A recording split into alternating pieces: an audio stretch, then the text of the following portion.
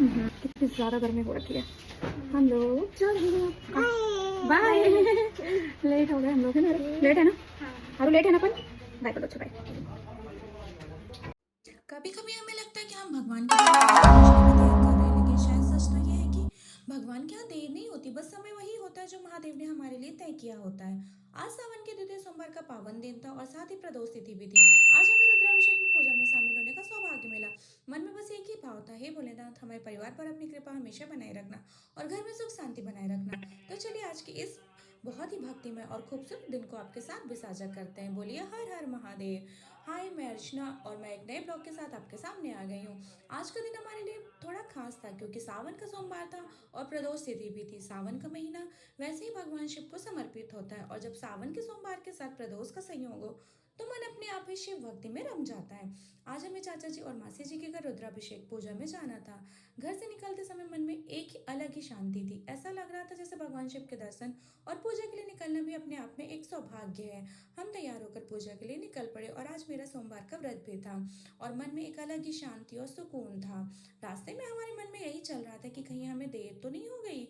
हमें लग रहा था कि शायद पूजा शुरू हो गई होगी और हम देर से पहुंचेंगे, लेकिन कहते हैं ना, महादेव जिसको जब बुलाते हैं भगवान के दर पे तभी लोग पहुंचते हैं। जिसे महादेव बुलाते हैं उसके लिए रास्ते खुद बन जाते हैं और बिल्कुल ऐसा ही हुआ। हम जैसे ही वहां पहुंचे उसी समय पूजा शुरू हुई।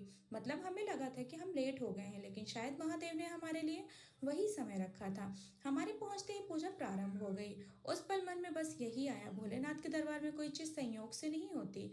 जब भोलेनाथ चाहते हैं तभी होता है। इसलिए हमेशा हमें भगवान पे भरोसा रखना चाहिए कि जो होगा वो अच्छा होगा। इसके बाद शुरू हुई रुद्राभिषेक की पूजा। पूरा वातावरण बहुत ही भक्तिमय हो गया था। मंत्रों की आवाज, पूजा की विधि और भगवान शिव के सामने बैठकर हो रहा रुद्राभिषेक। सच कहूँ तो ऐसा समय मन में एक अलग ही शांति मिलती है। कुछ पल के लिए ऐसा लगता है जैसे रोजमर्रा की सारी चिंताएं पीछे छूट गई हों। बस सामने भगवान शिव हो और मन में उनकी भक्ति। आज पूरी पूजा बहुत ही अच्छे से और पूरे विधि विधान के साथ संपन्न हुई। हर मंत्र के साथ मन में बस यही प्रार्थना थी, हे महादेव, सभी के जीवन से परेशानियां दूर करना, हर परिवार में सुख शांति बनाए रखना, सबको स्वस्थ और खुश रखना और जिनके जीवन में कोई परेशानी है उन्हें उससे निकालने की शक्ति देना।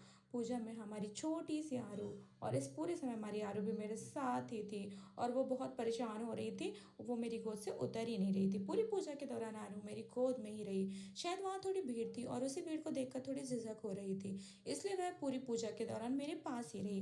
वैसे बच्चों का भी अपना ही संसार होता है। इतनी देर तक पूजा चल रही थी और आरू चुपचाप मेरे पास बैठी रही। उसकी ये मासूमियत देखकर मन में बहुत प्यार आया। कभी कभी बच्चे हमें बहुत छोटी छोटी चीज़ों में बड़ी खुशी दे देते हैं और आज आरू भी पूरी पूजा के दौरान मेरे साथ रही।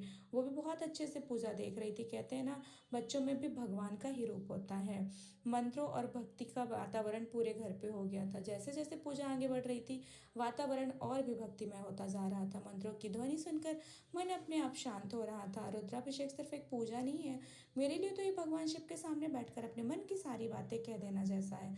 हम भगवान से क्या क्या नहीं मांगते, लेकिन आज मन में सबसे पहले यही भाव था कि हे भोलेनाथ, जो दिया है उसके लिए धन्यवाद और आगे भी जो होगा उसे हमेशा ही रास्ता दिखाते रहना। क्योंकि कई बार हम भगवान से अपनी इच्छाएं पूरी करने की प्रार्थना करते हैं, लेकिन शायद सबसे खूबसूरत प्रार्थना ये है कि महादेव जी, जो मेरे लिए अच्छा है वही मुझे देना और जो मेरे लिए अच्छा नहीं है उससे मुझे दूर रखना। बस भोलेनाथ से यही प्रार्थना निकल रही थी। परिवार के लिए प्रार्थना, बच्चों के लिए प्रार्थना, बस यही सोच रही थी मैं।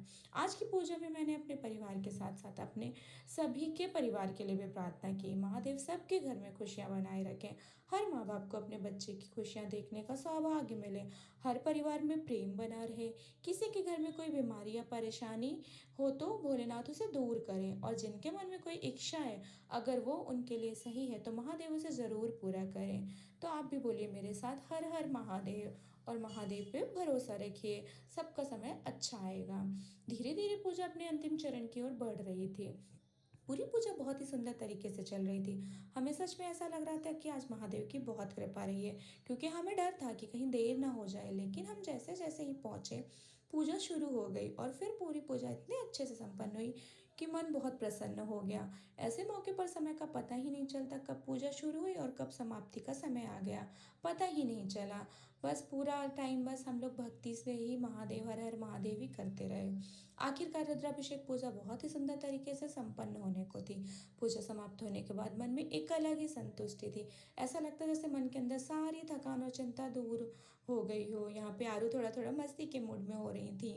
भगवान शिव के सामने बैठकर जो शांति मिलती है उसे शब्दों में बताना मुश्किल है। बस मन यही कहता है, हे महादेव अपनी कृपा बनाए रखिएगा और सबको खुश रखिएगा, सबको सुख और समृद्धि और शांति दीजिएगा।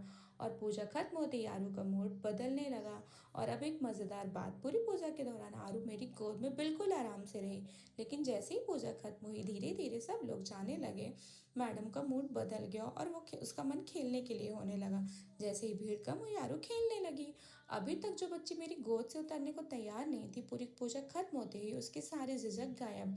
बच्चों की दुनिया भी कितनी प्यारी होती है ना, जहाँ उन्हें भीड़ दिखती है वहाँ थोड़े शांत हो जाते हैं और जैसे ही अपना कंफर्टेबल माहौल मिला बस खेलने में लग गए।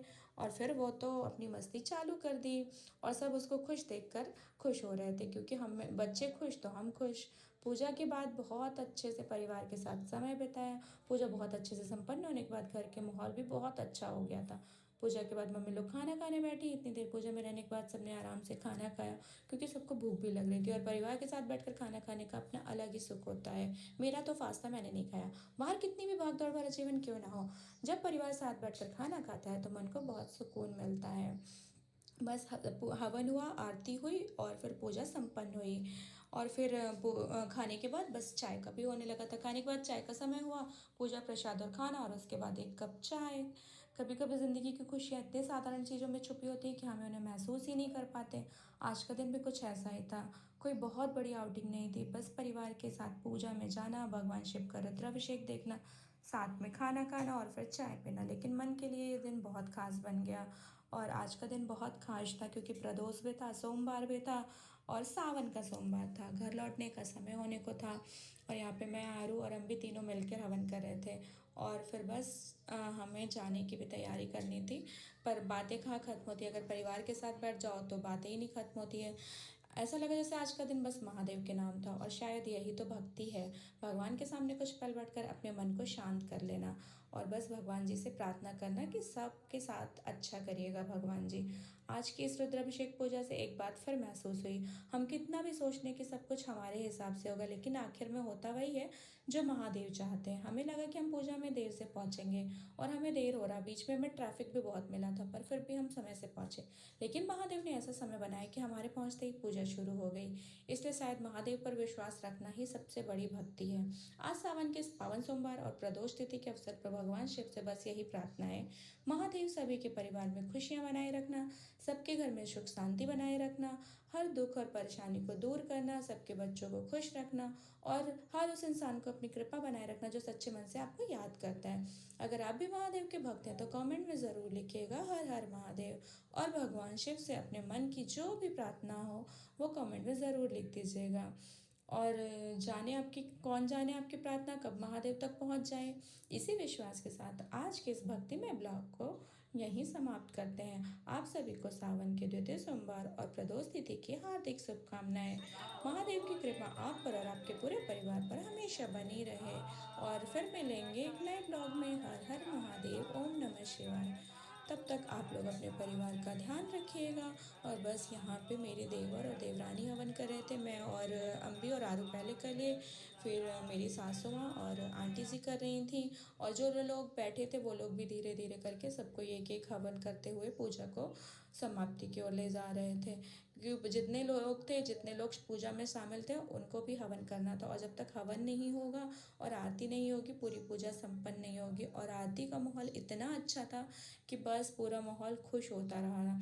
मतलब जैसे ही आरती हुई ऐसा लग रहा था कि बस आरती चलती जाए, बंद ही ना हो। और मेरी आरू भी यहाँ पे बहुत एंजॉय कर रही थी महादेव की आरती। भक्त और भगवान, ऐसा लग रहा था बस सब कुछ एक साथ हो गया हो। भक्तिमय माहौल, भक्तगण और महादेव, और बस पूजा चल रही थी, मंत्र ध्वनि, पूजा, आरती, हवन। ऐसा लग रहा था कि पूरा माहौल भक्तिमय हो गया हो। आप लोग कैसे रुद्राभिषेक करते हैं मुझे ज़रूर बताइएगा, और आप लोग को मेरा ये ब्लॉग कैसा लगा ये भी बताइएगा, क्योंकि मैं आप लोगों के साथ हर फैमिली मोमेंट शेयर करती हूँ, चाहे वो खुशी हो या दुखी। तो आप भी मेरी एक फैमिली हो, आप लोग भी फैमिली हो मेरी, तो इसलिए मैं अपने हर मोमेंट्स आप लोग के साथ शेयर करती हूँ। कल्याण जय बंदो सनातन धर्म की जय की जय माता पिता गुरुदेव की जय। हरे महादेव। जम्बूद्वीपे भारतखंडे भारतवर्षे आर्यावर्त देशांतर्गते मध्य प्रदेश देशांतर्गते रीवा मंडल अंतर्गते झिका स्थाने स्वगृहे आनंदवने महाश्वासने